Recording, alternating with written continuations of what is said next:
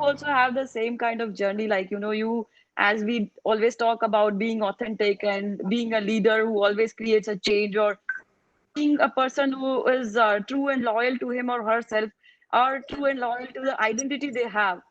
So you have also done a very huge, I mean, so you have also into these kind of transformations and all. What was your experience and what was your journey about the whole thing?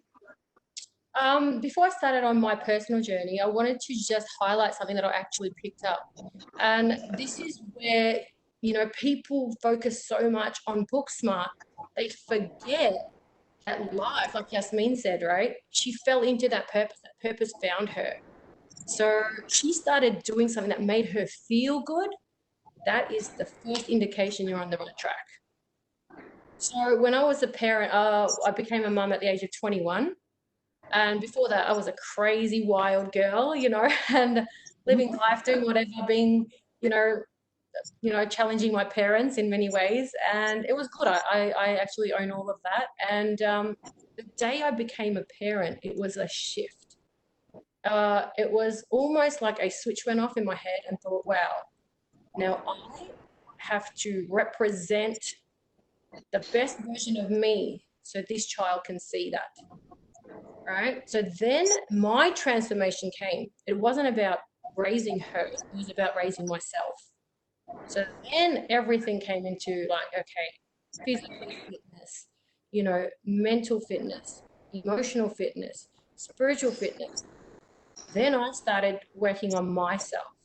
So me turning into a parent was more about my growth. And what I realized was I enjoyed it. So my dad at that time, because he knew I was really book smart, he was a little bit disappointed and he was like, you wasted your life, look what you've done. And I was like, no, I haven't. I haven't. This is what I'm loving to do. I'm loving to be a parent because I could see the transition. I could see the transformation. I could see how it was evolving me and also my child.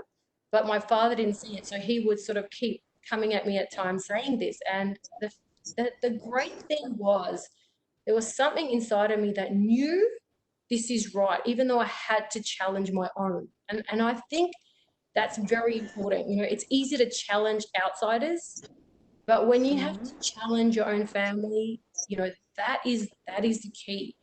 And once you're able to do that, with respect and everything, that you're on the authentic path. So when I expressed that to my dad, is no, this is what I want to do. I want to be a young mom at the age of 21. And I'm loving this. The love of it, I knew I was on the right track because it felt too good. And then obviously I had another child. Now I have 3 kids. And little did I know that 20-year journey has prepared me for today where I can talk about authentic parenting. And if I had given up on my feeling, that purpose, that passion, then I wouldn't be here today. So that's the important thing. I think all of us get a sign, a signal, just emotional feeling towards what is ours, what is our authentic self, but we choose to ignore it or suppress it based on what society expects. And this is why it's very important for women, especially women, to take a stand. It's so important because now my daughter, she's 20, again, very book smart, but she wants to be a dog trainer. And I was like, go ahead. And so now she's a dog trainer. She trains dogs, she rescues them, and she rehabilitates them, and she finds homes for them. And a lot of people have said to me, oh my God, are you disappointed? And I said, why would I be disappointed in her finding her passion? That's her life. So if you set the example, then it goes into the next generation. And that's why, because the women are sort of the foundation, they're at home with their kids, it really matters how kids see and relate to females. It's very important. How did it help you, or behind everything, what you like, motivation behind you being so authentic and getting into a place where you are right now? Basically, when I shifted from India to Australia, I wasn't this confident. So and I was also abused in India. So I was broken. I was a 6-year-old broken girl, and then I shifted to Australia, and then again sort of faced discrimination and everything. So I wasn't this person. But what I realized is every time I gave up that authenticity, every time I allowed someone to define me, I lost more of myself. And what happens is it just takes you one time to stand and own yourself. So I say that to everybody. I said, if you have even had an affair, I'll take the biggest thing. If someone's had an affair, if you can stand and accept it, then there's no one on this planet that can come up to you and tell you and you will feel bad about it.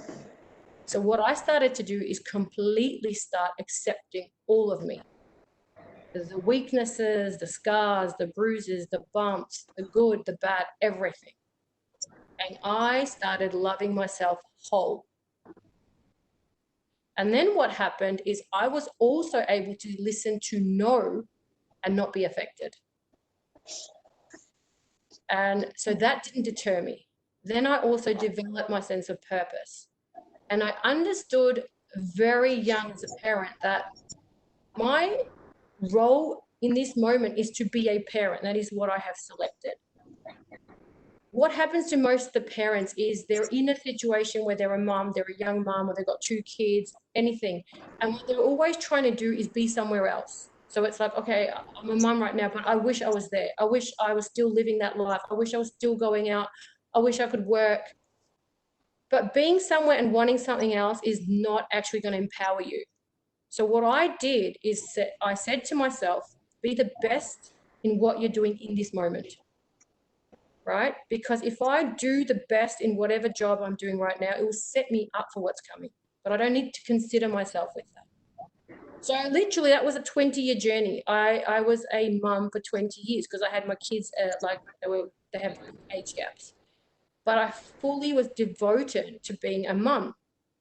And, you know, in that process, I learned so much about authentic leadership, about how to lead, how to create a powerful next generation, how to myself empower myself, also my girls.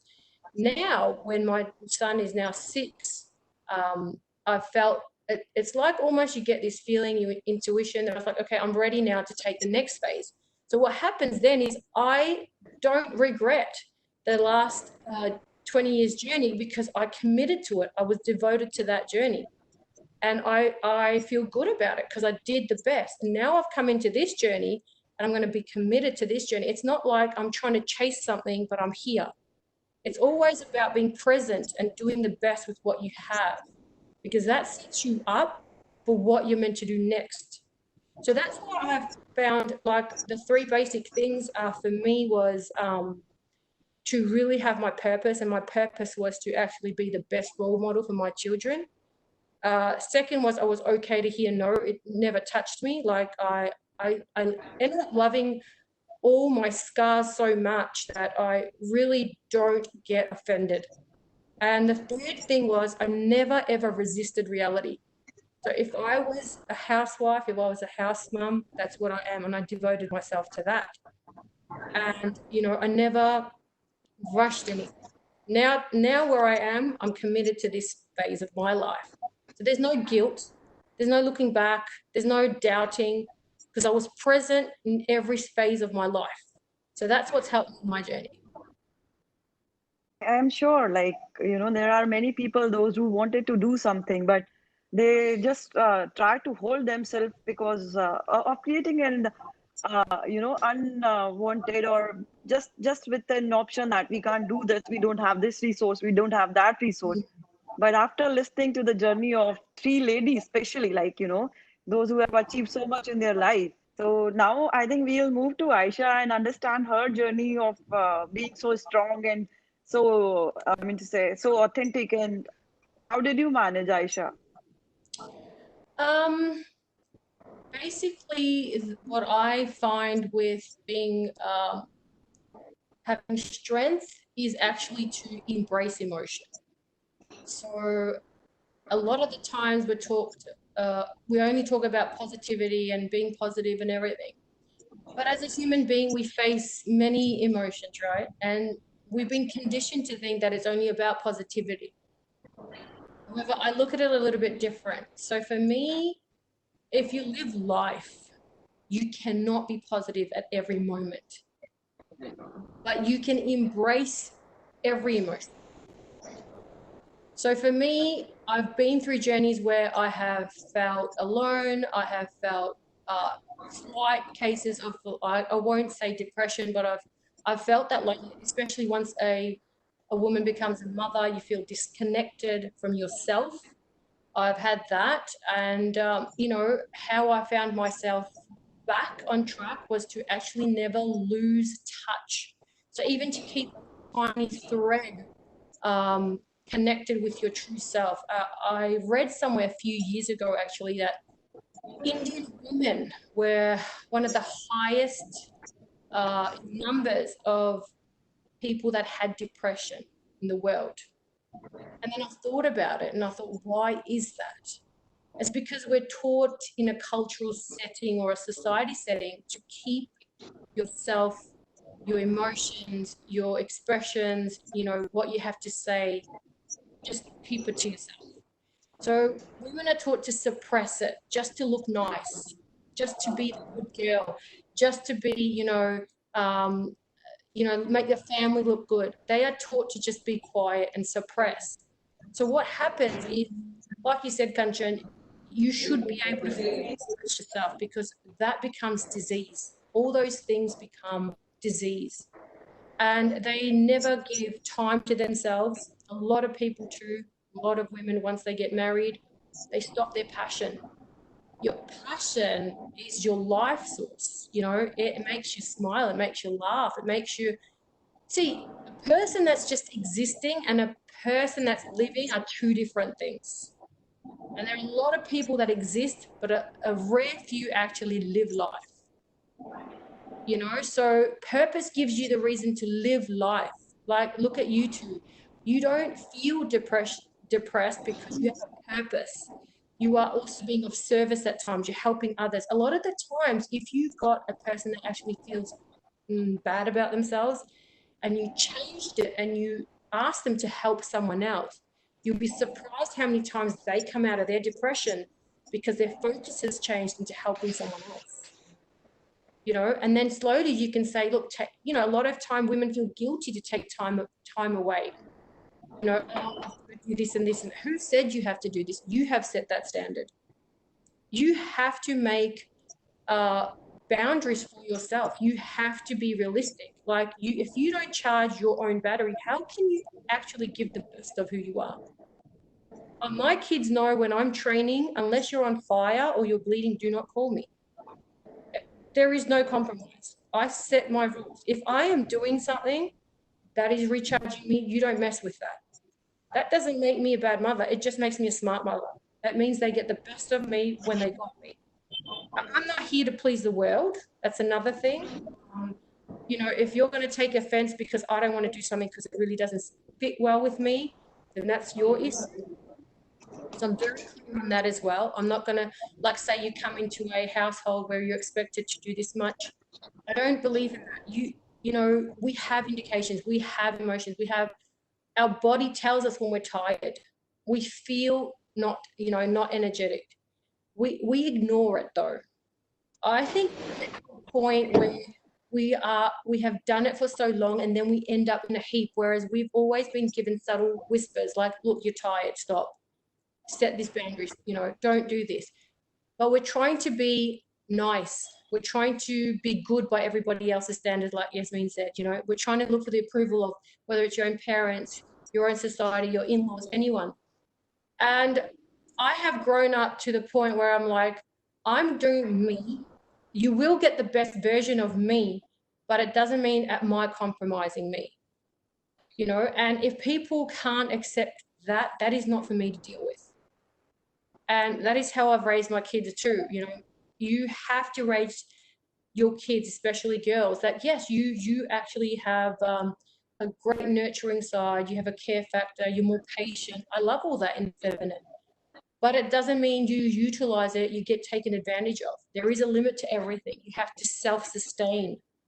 So, you know, I meditate, I do my exercising, I make sure that I am doing my purpose, my love, you know, away from my kids, a separate thing. A lot of the times, the people that I get stuck in marriages where they are living through the husband's life, any disturbance happens there, they get affected because their whole worthiness, their whole how they see themselves is through someone else's life, you know, and this is why they go into that suffering. But if you lived for yourself, your own purpose, your own pleasure, those things don't even touch you.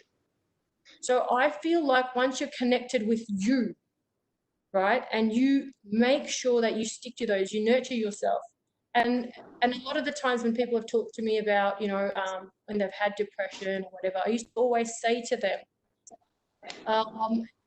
they used to tell me what they didn't find good in them. And I would say, okay, now just imagine there was a little girl that came across you, and she had all the things that you told me about.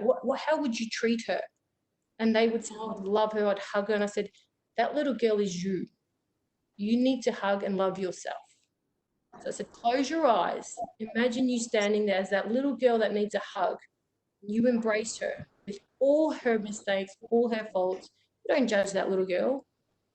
Why are you judging yourself? You know, and so they get a different perspective. I try and teach people to love them in that moment, even if they're struggling, even if they're feeling depressed. Still love yourself. You're perfect the way you are. And that's the message that has to go out, you know. The more we see ourselves as perfect, being who we are, the more naturally we'll sort of, those feelings leave. So I would like to end everything, to this session here by saying that please, please, please be happy. Happiness is the key. Start loving yourself and stay safe, stay strong. Thank you so much.